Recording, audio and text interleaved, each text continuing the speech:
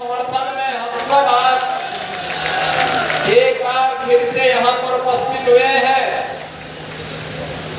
मैं आज के इस अवसर पर मिल्कीपुर विधानसभा क्षेत्र से जुड़े हुए आप सभी बहनों और भाइयों का मैं हृदय से स्वागत करता हूं, अभिनंदन करता हूं।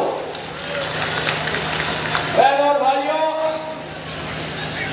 अयोध्या देश और दुनिया बड़े पवित्र हृदय से अयोध्या का स्मरण करती है, अयोध्या को नमन करती है। और आप तो धन्य है कि अयोध्या जनपद की इस पावन धरा पर जन्म लेने का और यहाँ सेवा करने का सौभाग्य आप सबको प्राप्त होगा। आज जब मिल्कीपुर में हम लोग आए, मैं केवल आपसे एक बात पूछना चाहता हूँ कि बहनों और भाइयों, मिल्कीपुर या अयोध्या के आप सभी वासी इस बात को एक बार आत्ममंथन करिए। 2014 के पहले का अयोध्या, 2014 के बाद का अयोध्या या 2017 के पहले का अयोध्या और 2017 के बाद का अयोध्या, क्या जमीन आसमान का अंतर नहीं दिखाई दे रहा है? बहनों भाइयों, मैं परसों यहां से राज्य सरकार के एक हेलीकॉप्टर से एक कार्यक्रम में जा रहा था। जैसा जन सैलाब इस चुनावी सभा में यहां दिखाई दे रहा है, ऐसा ही जन सैलाब मुझे अयोध्या धाम में हर रोज दिखाई दे रहा है, रोज दिखाई दे रहा है। याद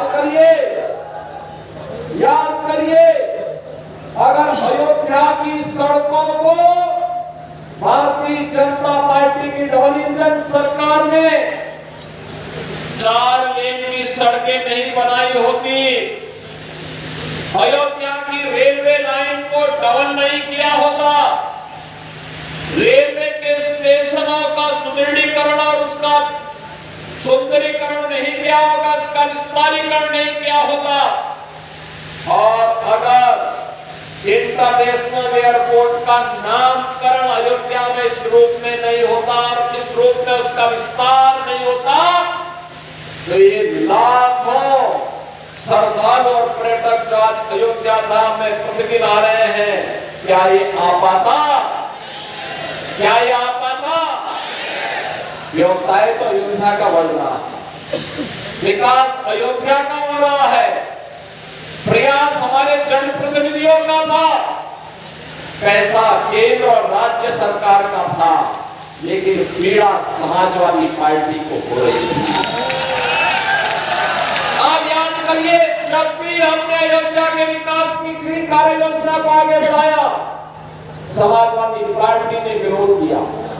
हम सड़कों को चौड़ाकरण कर रहे थे, 1700 करोड़ रुपए से अधिक की राशि केवल हमने मुआवजे में वितरित की अयोध्या में, लेकिन तब भी समाजवादी पार्टी नाजायज तरीके से विरोध कर रही थी। जब हम एयरपोर्ट का निर्माण कर रहे थे, इंटरनेशनल एयरपोर्ट, तब भी समाजवादी पार्टी विरोध कर रही थी। जब राम मंदिर का शिलान्यास हो रहा था, तब भी समाजवादी पार्टी विरोध कर रही थी। जब राम मंदिर में 500 वर्षों के बाद रामलला विराजमान हुए, तब भी समाजवादी पार्टी ने विरोध किया। बहनों और भाइयों, आज आप देख रहे होंगे, ये समाजवादी पार्टी जब अयोध्या के इंटरनेशनल एयरपोर्ट का नामकरण